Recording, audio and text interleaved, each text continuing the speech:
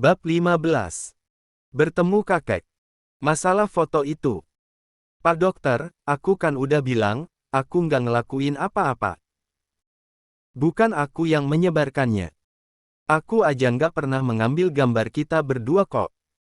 Potong Azura cepat membuat Arkandra menggeram kesal. Tapi ia mencoba untuk menahan emosinya yang hampir membuncah. Dengarkan saya dulu, baru bicara.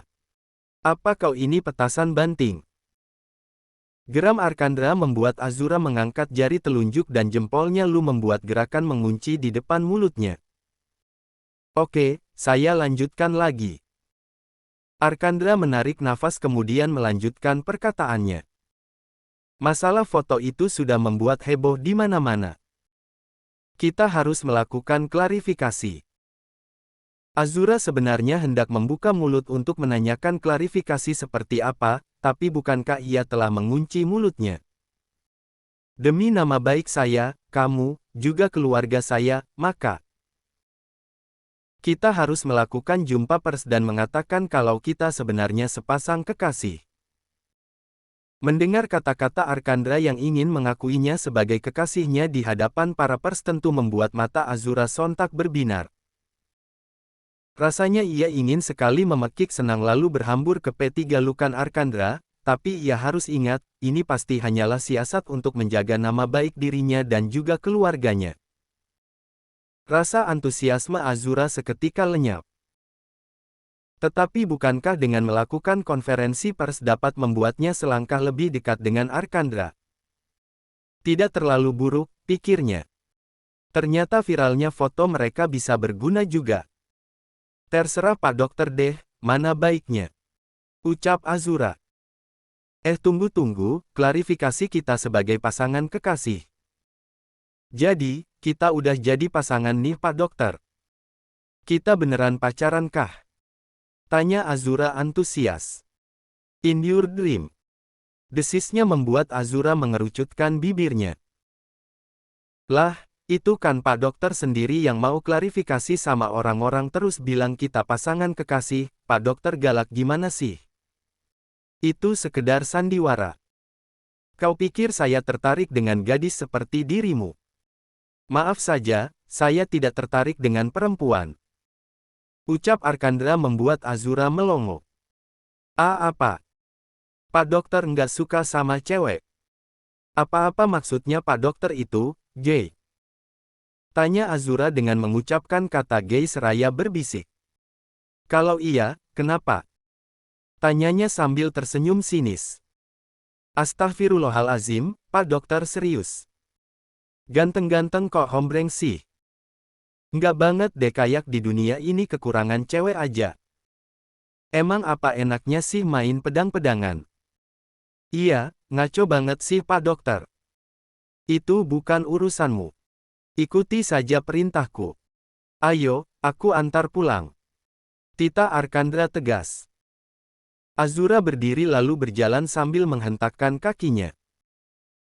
Oke, karena aku kekasih Pak Dokter sekarang, aku akan menyembuhkan penyakit Pak Dokter.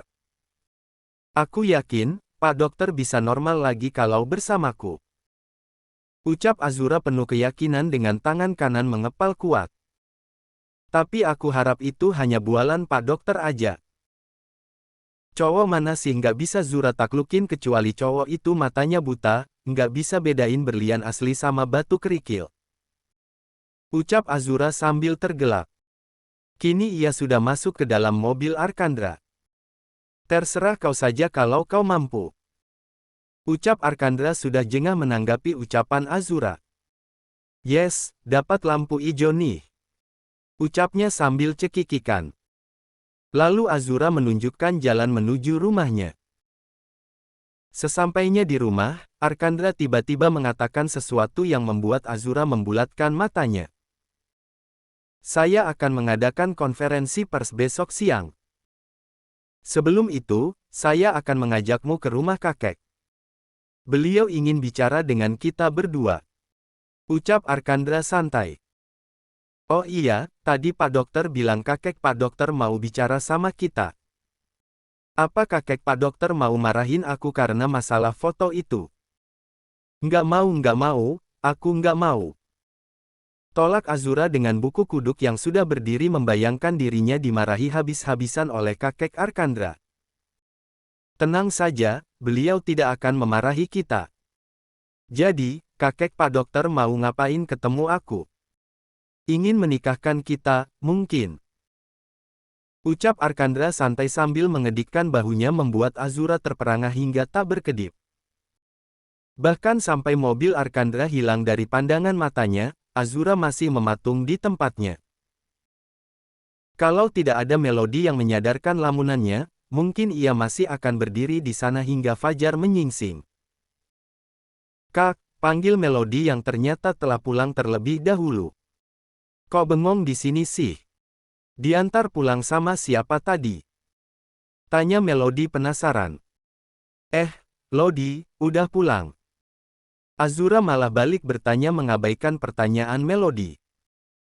Tentu tidak mungkin ia mengatakan siapa pria itu. Ini masalah pribadinya. Ia tidak mau menambah beban sang adik. Biarlah masalah ini jadi urusannya sendiri. Ih kakak, Lodi nanyain apa malah balik nanya. Nyebelin banget kakak ih. Rengek Melodi yang membuat Azura terkekeh. Cuma temen kok. Udah kakak capek.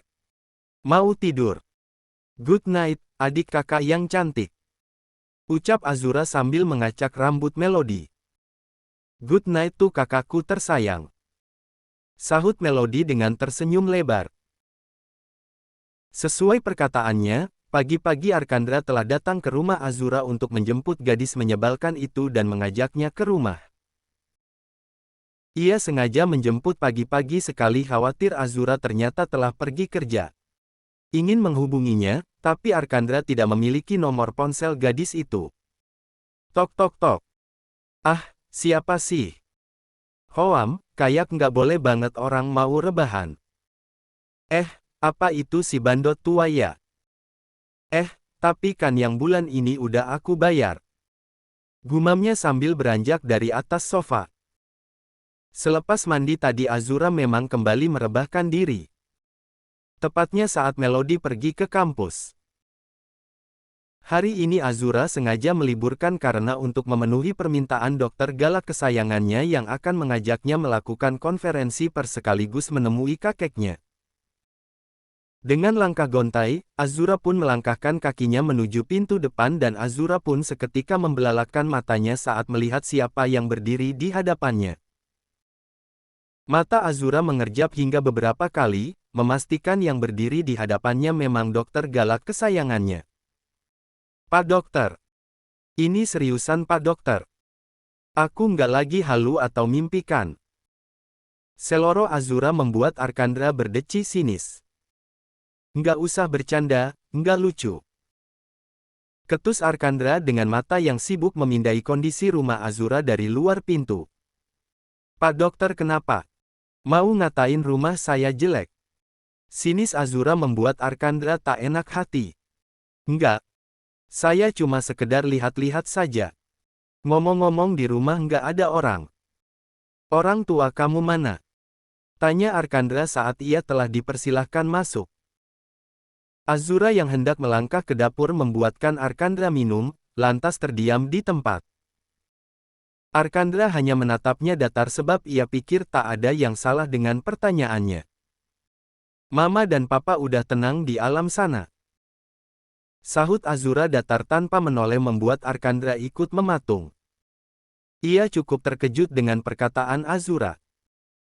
Lantas ia pun berdiri saat Azura kembali meneruskan langkahnya ke dapur. Ia mendekati sebuah figura yang tergantung di dinding rumah itu. Dapat ia lihat foto sebuah keluarga bahagia. Dari fotonya, dapat Arkandra simpulkan keluarga itu cukup berada. Ada ayah, ibu, juga dua anak perempuannya. Saat mendengar suara langkah kaki Azura, Arkandra segera duduk kembali ke tempatnya semula. Kok Pak Dokter nongol pagi-pagi gini sih? Emang jam berapa konferensi persnya? Tanya Azura sambil mendudukkan bokongnya di sofa yang berseberangan dengan Arkandra. Arkandra akui, Azura memang gadis yang cantik. Kulitnya putih, walaupun tanpa make up, wajahnya tetap terlihat bersinar. Padahal Azura hanya memakai pakaian sederhana, kaos oblong dan celana pendek tepat di atas lutut, rambutnya diurai, membuat auranya begitu memesona. Tapi tetap hal itu tak cukup untuk membuat seorang Arkandra bertekuk lutut. Arkandra pun berdeham sebelum berbicara. Bukannya saya sudah bilang kakek ingin bertemu kita dahulu sebelum melakukan konferensi pers. Ucap Arkandra membuat Azura teringat kemudian tersenyum lebar. So sorry Pak Dokter, saya lupa. Ujarnya sambil cekikikan. Azura pun segera berlari menuju kamarnya. Dengan gerakan cepat, Azura membongkar pakaian lamanya berharap menemukan pakaian yang pantas untuk ia kenakan ke rumah kakek dari Pak Dokter Galak. Beruntung gaun-gaun yang ia beli saat keluarga mereka masih utuh dan berada. Hingga pilihan Azura jatuh pada gaun selutut berwarna mustard. Gaun itu terlihat simpel namun elegan. Lengannya hanya 3/4 tetapi terdapat belahan membuat lengan putih Azura jadi makin terekspos. Bagian pinggang terdapat sabuk membuat pinggang ramping Azura membentuk lekukan indah hingga menonjolkan beberapa titik yang memukau. Tak lupa, Azura memulas make up tipis ke wajah cantiknya hingga kecantikannya makin memukau mata. Setelah siap dengan segala keperluannya, Azura pun keluar menghadap Arkandra membuat Arkandra mendongak dan terpukau tanpa sadar. Sesuai perkataan Arkandra semalam, maka disinilah kini Azura berada. Di depan sebuah rumah mewah bak istana. Pilarnya kokoh tinggi menjulang dan dikelilingi pekarangan yang luas dan indah. Ada air mancur yang airnya langsung mengalir ke kolam ikan yang cukup besar. Ikan-ikan itu begitu cantik, ia yakin kalau itu ikan hias yang super mahal. Azura menelan ludahnya bulat-bulat saat melihat rumah bak istana itu. Sontak saja dirinya merasa begitu kecil, sangat kecil. Yah, sebenarnya tanpa melihat rumahnya pun Azura sudah dapat membayangkan seberapa kaya keluarga Dokter Galaknya itu. Dari bayaran yang akan ia terima bila berhasil membuat Dokter Galak itu jatuh cinta padanya saja, sudah bisa ia ketahui kalau keluarga itu bukan keluarga kaleng-kaleng. Kekayaannya tak dapat ia ragukan lagi. Harta cucunya saja ber-MM, apalagi kekayaan sang kakek, pasti bukan hanya ber-M, tapi ber-T alias triliun. Hei, ayo masuk. Tegur Arkandra saat melihat Azura justru mematung setelah turun dari dalam mobil. Tangannya sudah berkeringat dingin, bagaimana kalau ia tiba-tiba disidang lalu dimasukkan ke penjara? Astaga, aku mikir apa sih? Gumamnya sambil memukul kepalanya sendiri. Kenapa? Tanya Arkandra saat melihat tingkah aneh Azura. Beneran aku nggak diapa-apain entar di dalam? Tanya Azura sambil bergelayutan di lengan Arkandra. Arkandra justru mentoyor dahi Azura karena berpikiran aneh-aneh. Nggak diapa-apain, paling dimutilasi, terus dibuat jadi sop, kemudian dibagikan ke penghuni hutan rimba. Seloro Arkandra sambil berjalan meninggalkan Azura yang seketika mendelik tajam. Pak Dokter Galak udah ada niat kayak gitu, itu bisa masuk pasal pembunuhan berencana. Untung nggak aku rekam, kalau aku rekam terus sebarin, bisa hancur karir Pak Dokter yang galaknya tahap akut. Silahkan saja. Jawabnya acuh membuat Azura kesal hingga lupa kegugupannya tadi. Azura terus melangkahkan kakinya mengikuti langkah Arkandra. Mata Azura sibuk celingak-celinguk, memperhatikan segala isi rumah itu yang terlihat mewah dan antik. Azura sebenarnya biasa saja, walaupun ia dulu juga berasal dari keluarga kaya, tapi tetap saja kekayaannya masih jauh di bawah keluarga Arkandra. Tiba-tiba saja Arkandra berhenti tepat di depan pintu berukiran berwarna emas membuat Azura tak sengaja menabrak punggung Arkandra hingga ia terhuyung ke belakang. Astaga, itu punggung apa beton sih? Keras banget. Rutuk Azura sambil mengusap dahinya yang sakit. Arkandra pun menoleh dengan alis berkerut hingga tanpa sadar ia tersenyum melihat tingkah konyol Azura. "Hai, kalian udah datang," sapa seseorang dari belakang Azura. Merasa mengenal suara itu, Azura dan Arkandra pun lantas menoleh secara bersamaan. Mbak, maksudnya iya mbak, perkenalkan saya Azura." Ucap Azura pura-pura memperkenalkan diri karena hampir saja keceplosan.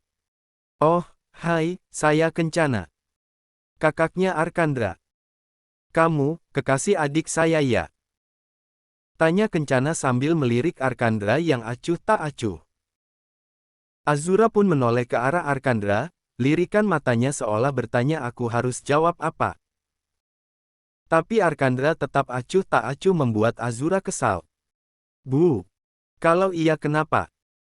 Ini yang kau inginkan kan?" potong Arkandra seraya mendesis. "Apa? Dia pacal Om." "Elis nggak setuju. Om cuma punya Elis," ujar Elis sambil menghentakkan kakinya membuat Kencana terkekeh dan Azura membulatkan mulutnya. "Astaga, Pak Dokter pedofilia," seru Azura membuat Kencana kian tergelak. Arkandra melotot tak percaya, bagaimana bisa gadis itu mengatakan dirinya seorang pedofil. "Dia putriku, keponakan Arkan. Elis emang gitu. Dia terlalu sayang sama omnya jadi ya gitu deh," ujarnya sambil terkekeh. "Dah yuk, masuk, kakek udah nungguin kalian." Ucapnya lalu Kencana pun membuka pintu ruang kerja Bahtiar. "Silahkan duduk, Azura," ujar Kencana saat ia telah di dalam. Mulutnya terkunci saat melihat seorang pria yang usianya sudah senja duduk dengan gagah di sofa single dengan kaki terlipat dan tangan berada di atas pegangan sofa. Sorot matanya tajam, penuh intimidasi membuat Azura jadi panas dingin. "Jadi kamu gadis yang ada di dalam foto itu?" tanya Bahtiar datar. "Iya, kek," sahut Azura gugup. "Kek, apa kau pikir dengan diundangnya kamu kemari berarti kamu sudah menjadi bagian dari keluargaku?" Desis Bahtiar membuat Azura kian tertunduk dalam. "Kek," sergah Kencana. "Maaf." Cicit Azura membuat Arkandra menghela nafas kasar. "Jadi tujuan kakek menyuruh kami ke sini untuk apa?" Arkandra mulai jengah padahal ia baru saja tiba di sana. "Sebegitu tidak betahnya kamu di rumah ini hingga ingin cepat-cepat pergi, Arkan." "Kakek sudah tahu bukan, bahkan aku sebenarnya enggan menginjakkan kakiku di rumah ini lagi apalagi saat harus berada satu ruangan dengan dia," ucap Arkandra datar. Kencana dan Bahtiar tahu siapa dia yang dimaksud karena baru saja ada sepasang suami istri yang baru saja masuk ke ruangan itu. Kedua orang itu hanya bisa merapatkan bibirnya karena tahu kehadiran mereka sangat tidak diharapkan Arkandra. Azura hanya bisa terpaku dalam kebingungan. Ia merasa seperti ada hawa kebencian yang menguar dari mata Arkandra pada kedua orang itu, tapi apa alasannya, Azura tidak tahu. "Ya sudah, kakek langsung ke intinya saja. 2 minggu dari sekarang pokoknya kalian berdua harus menikah. Tenang saja, segala urusan pernikahanmu, Kencana yang akan mengatur." Ucap Bahtiar tegas dan dingin membuat Azura dan Arkandra terkejut setengah mati. "Kek," Arkandra mencoba bicara tapi Bahtiar mengangkat telapak tangan kanannya. Itu artinya tak ada bantahan ataupun penolakan, Arkandra pun hanya bisa terdiam dengan rahang mengeras. Beda halnya dengan Azura, ia justru mematung tak percaya dengan apa yang dia dengar. Tidak bisakah ia berpendapat? Mengapa orang kaya selalu cenderung semena-mena pikirnya? Setelah mengucapkan itu, Bahtiar pun berlalu diikuti Kencana meninggalkan Azura dan Arkandra yang sibuk berperang dengan pikiran masing-masing. "Arkan, kalau kamu mau, saya tidak butuh bantuanmu," desis Arkandra dengan nada meninggi. "Arkan," sergah seorang perempuan yang berdiri di samping Bimantara. Tapi sebelum perempuan itu mengeluarkan suaranya, Bimantara terlebih dahulu mencegahnya membuat Arkandra tersenyum sinis.